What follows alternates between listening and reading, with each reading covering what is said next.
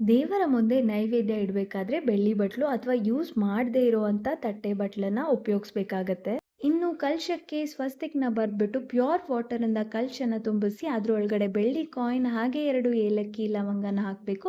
ಇದು ಶಿವಶಕ್ತಿ ಎಂದು ಅರ್ಥ. ಹಾಗೆ ಕುಂಕುಮ, ಅರಿಶಿನ ಮತ್ತೆ ಅಕ್ಷತೆಯನ್ನ ಹಾಕಬೇಕಾಗತ್ತೆ. 5 ವೀಳ್ಯದೆಲೆ. ಈ ಕಳಶನ ನಾವು 9 ದಿನಗಳ ಕಾಲ ಹೀಗೆ ಇಡಬೇಕಾಗತ್ತೆ, ಅಲ್ಲಾಡಿಸಬಾರ್ದು.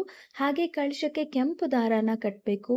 ನಾನು ಕಟೀಲು ದುರ್ಗಾ ಪರಮೇಶ್ವರಿನ ಹಾಗೆ ಕಳಶನ ಒಂದು ಮಣೆ ಮೇಲೆ ಕೆಂಪು ಬಟ್ಟೆನ ಹಾಸ್ಬಿಟ್ಟು ಈ ರೀತಿ ರೆಡಿ ಮಾಡ್ಕೊಂಡಿದ್ದೀನಿ. ಯಾಕಂದ್ರೆ 9 ದಿನಗಳ ಕಾಲ ನಾವು ಹೀಗೆ ಇಡಬೇಕಾಗತ್ತೆ. ಹೊರಗಡೆ ಎಲ್ಲೇ ಇಟ್ರು ನನ್ನ ಮಕ್ಕಳು ತುಂಬಾನೇ ಡಿಸ್ಟರ್ಬ್ ಮಾಡ್ತಾರೆ. ಹೀಗಾಗಿ ಕಿಚನ್ ಅಲ್ಲಿ ಇಟ್ಕೊಂಡ್ಬಿಟ್ಟಿದ್ದೀನಿ. ಈಗ ದೇವರ ಪೂಜೆ ಎಲ್ಲ ಆದ್ಮೇಲೆ ಇವತ್ತು ನಾನು ಬ್ರಹ್ಮಚಾರಿಣಿ ದೇವಿಗೋಸ್ಕರ ಸಕ್ಕರೆ ಪೊಂಗಲ್ ಮಾಡ್ತಾ ಇದ್ದೀನಿ. ಪೂಜೆ ಕಂಪ್ಲೀಟ್ ಆಗೋದು ನಾವು ನೈವೇದ್ಯವನ್ನು ಅರ್ಪಿಸಿದಾಗ, ಅದರಲ್ಲೂ ಸಕ್ಕರೆ ನೈವೇದ್ಯವನ್ನು ಅರ್ಪಿಸೋದು ತುಂಬಾನೇ ವಿಶೇಷ. ಹಾಗೆ ಈ ದೇವಿ ಆರಾಧನೆಯಿಂದ ನಮ್ಮ ದುಃಖ ಎಲ್ಲ ಮಾಯವಾಗುತ್ತೆ.